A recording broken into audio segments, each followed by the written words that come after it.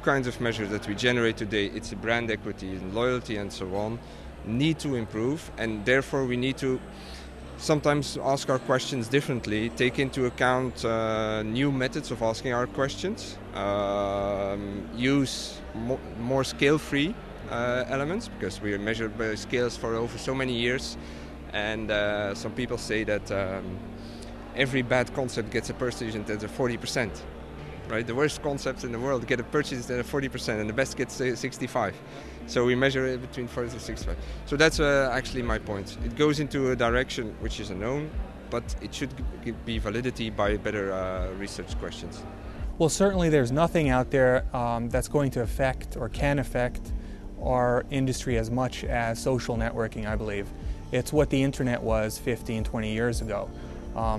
So if we're able to get in there and leverage it properly, that's where the future is. And specifically out of the social networks available today, I would bet on Facebook because of its size, or well over 300 million users, half of which access the site every single day, 3/4 outside the US. Just an amazing resource of the personal data that we've been missing before. I think what we live today is probably the biggest trend or the biggest shift in the last 40 to 60 years of market research. Yes, telephone was a major thing. Yes, online was a major thing 10 to 12 years ago. But now the social media and the new activities, the new ways in which people interact, this user-generated content, I think that's much, much bigger than the other two trends that we just mentioned. So I think anything that relates to that is really big for market research. What that specifically boils down to, if you ask me, is doing more research without asking questions.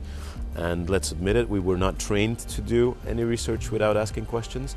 So it's going to be a complete shift of mentality and of skills.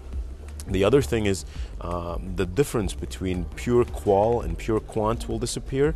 We will do much more fused research using different methodologies for looking at the same topic, the same subject. So I would bet on those, fusing research methods and doing research without asking questions. In terms of the toolbox, new techniques like data and text mining, link analysis, for those of us who invest in them now, these are going to be things that are going to be table stakes in the future. So this is just going to help us get some of these earlier. I'm not Mr. Back to Basics, but I think that in our industry there are quite a lot of good things, which are in these new ages when a lot of things are questioned, often put away. In Dutch they say het kind met het badwater weggooien. I don't know the English expression for that, sorry.